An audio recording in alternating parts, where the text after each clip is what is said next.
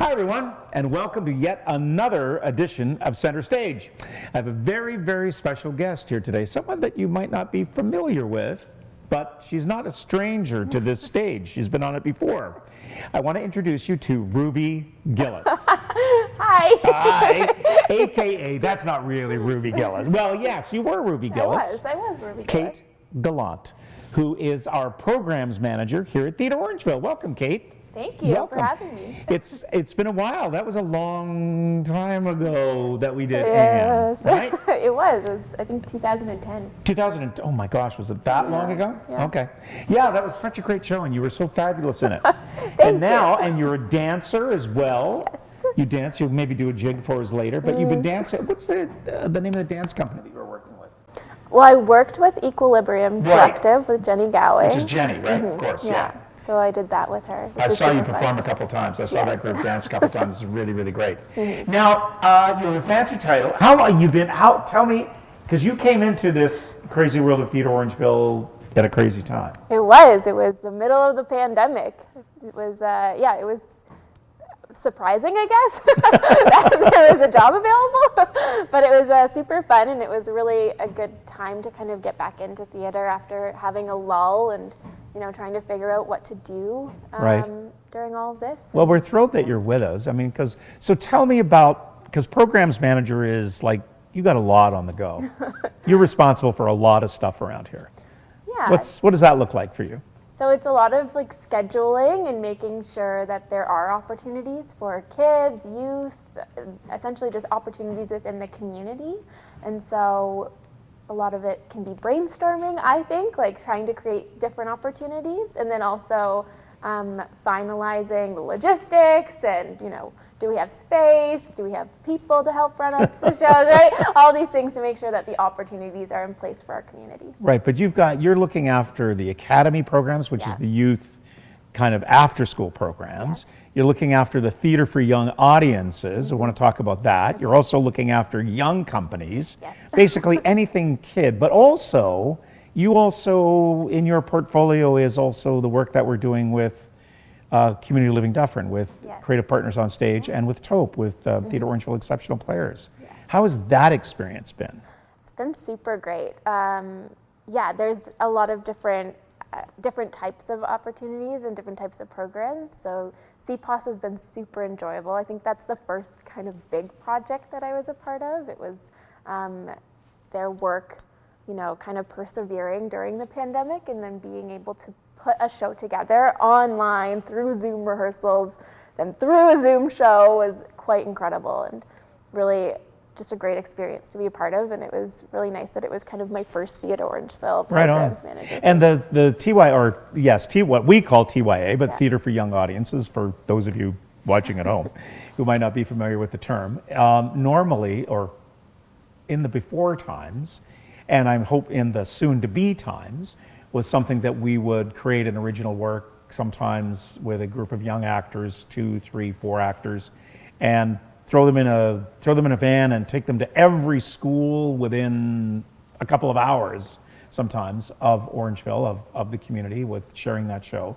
But for the last little while, we've had to reach out in a different way. How has that been about the online experience? And talk about Shadow as well, because that was a pretty amazing project. Yeah, they're both very different. It was, again, I think Max last year was the first kind of another big project that was on my agenda. And it was a switch for me from viewing kind of live theater to all of a sudden be pushed into this realm of virtual. It was a switch for all of us.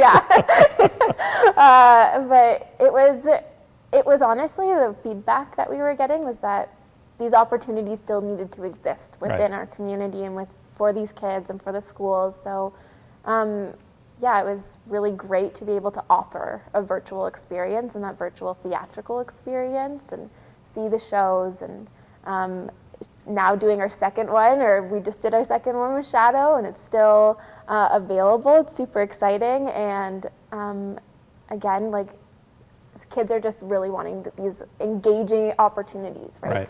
Being able to feel like a little bit sense of normalcy.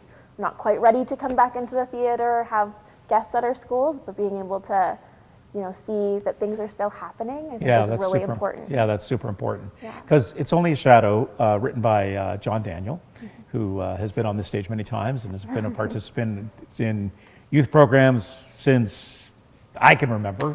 He's an amazing talent.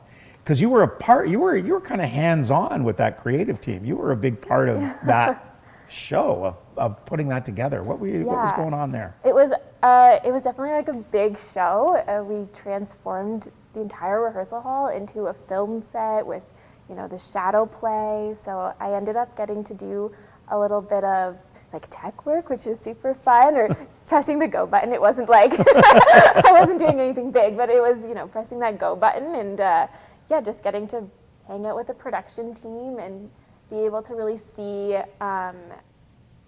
everything that's happening in that room and all of the incredible work that went into making sure it was up and running, which I think is able to kind of create more of an educational side of things too, right? Having that understanding and being able to engage the youth with not only what are they seeing on their screen about the show, but all the work that went into it. Right. Too. And I mean, it's going into schools, even as we sort of speak. And it's also going to be available online on our Stage to Screen. So if there's a kid in your life or yourself even, if you think would really appreciate or enjoy that show. One of the neatest things I think that you've worked on and made happen really is You and I, is the toddler show that we did a couple of months ago. That was one of the, we'd had Young People's Theater in a couple of years ago with the infant show, which was really great. But maybe it's because they were a little bit more involved and playtime and all that kind of stuff. That show just warmed my heart beyond belief. That must have been a great show to work on as well. Oh, absolutely. I'm a sucker for anything like immersive or where you kind of get to play as well as an audience member. So being able to offer that to the community was super cool. And yes, YPT brought it up for us and it was super engaging and, it was really great feedback. And it was, again, just another sense of normalcy, getting back into being able to offer these opportunities to, I think, a group of people or an age group, because it was for toddlers that may not have had a lot going on for the last 2 years. Exactly. And, so. It was really kind of startling, really, for me. I mean, because when I saw that show and, just seeing the kids, and I went, oh my gosh, these are COVID babies. Like, these kids are like 18 months to 18 months to maybe 2.5 years? Yes. These kids don't know the world in any other way other than, seeing people for the most part, like from here up kind of thing. I mean, we're cool because we're like distance and all that kind of stuff, but, that's their world. And I thought, oh my goodness, this is not only the first time that they've had an opportunity to maybe even interact on that scale with other kids, but just, they don't know anything else. Yeah. And that really, that to me was one of the most sort of moments of this whole pandemic thing, was that realization that here are these little children who just don't know the world in any other way, right? They've never seen somebody like me who isn't in their immediate family, who isn't wearing a mask. Like, it was like, it just kind of blew my mind. And it was so exciting too for that Young People's Theater out of Toronto. It was the first time they had performed in 2 years. Yes.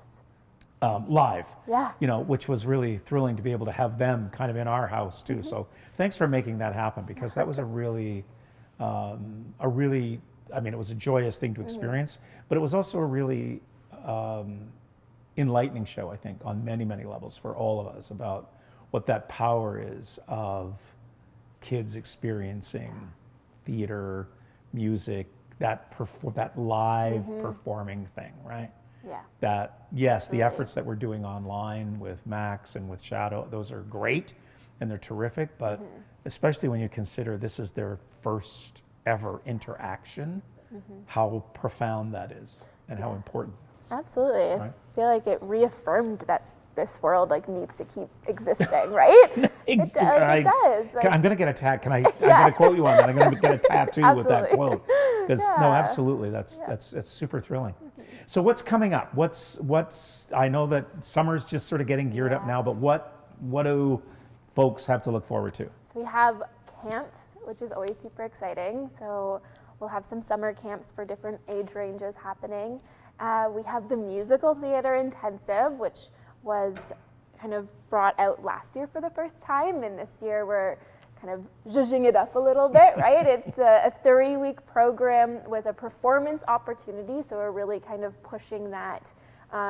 We work hard and we're working on that scene to song, but then also that element of audience, which is super exciting. Yeah. And then we have our Young Company drama, which will be She Kills Monsters, and we're super excited about that. It's a super fun show, and it'll be a great experience for our community to be able to participate, but also watch it too.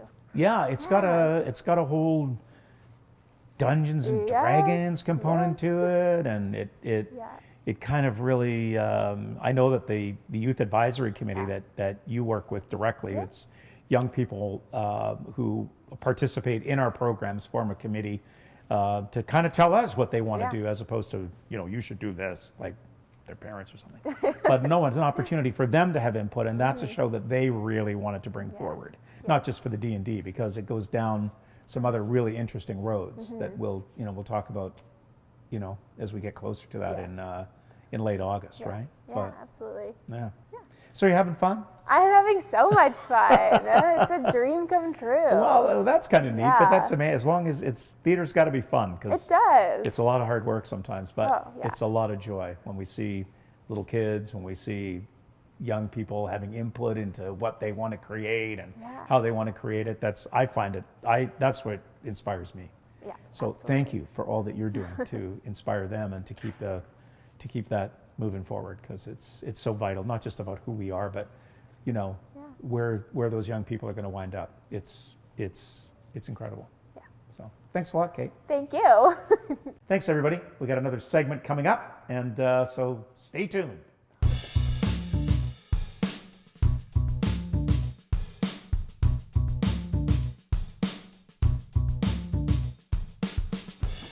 Welcome back, everybody, to our second segment here of Center Stage. I have a very, very special guest. We've been trying to share with you some of the really exciting, talented, and incredibly dynamic up-and-coming young performers, musicians, writers here in our community. And I will be hard-pressed to find one more talented or one with more exciting kind of things in his future as Lucas Nguyen. Hello. Welcome. How are you, buddy? I'm doing good. Great to see you. You were, of course, I loved Clue, man. That production of Clue I thought was sensational, and your Mr. Green was you knocked it out of the park. Was it fun? Did you have a great time doing that show? It was amazing. It was actually really fun. Yeah? And there was a little stumbles here and there. There always is. Yeah. But it's fun to improvise, and we keep going through it. Yeah, right. I mean, I saw the show a couple of times, and I would never know that anything went wrong. Because that's what makes you a pro, right? If something goes a little wrong, you just keep going, because we in the audience, we don't know any different. We don't know the play. You guys know the play, or you know the show. Yeah. What was the most fun about doing that? Because it was such a great cast. It seemed like such a great group of friends and great group of people doing it.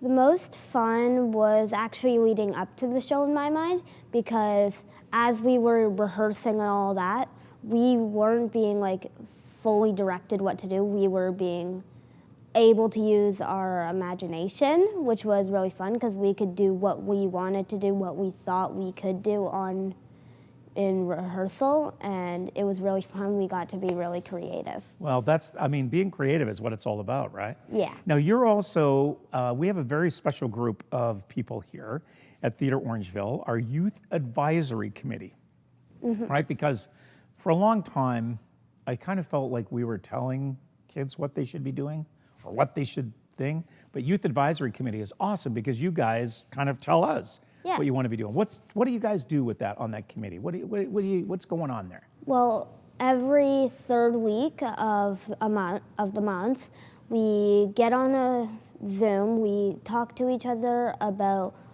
any new ideas we have on how we can allow kids to be more creative, any new events we can do, and even going through different plays to see if they would be good for Theater Orangeville. Right on, and I think we found one that was very exciting for the Young Company show this year. She Kills Monsters. I think Yes. that's going to be an awesome show, and I think thanks to you guys, because I didn't know the play at all, and it wasn't until you guys on that committee said, "Hey, this would be a really cool show," that I actually read it and I went, "Oh yeah." It looks like a really good show. It looks really fun. It actually plays through with one of my favorite games, D&D. Oh, are you a D&D guy? I'm not a crazy one. I just know the basics. I know people who know it better than I do.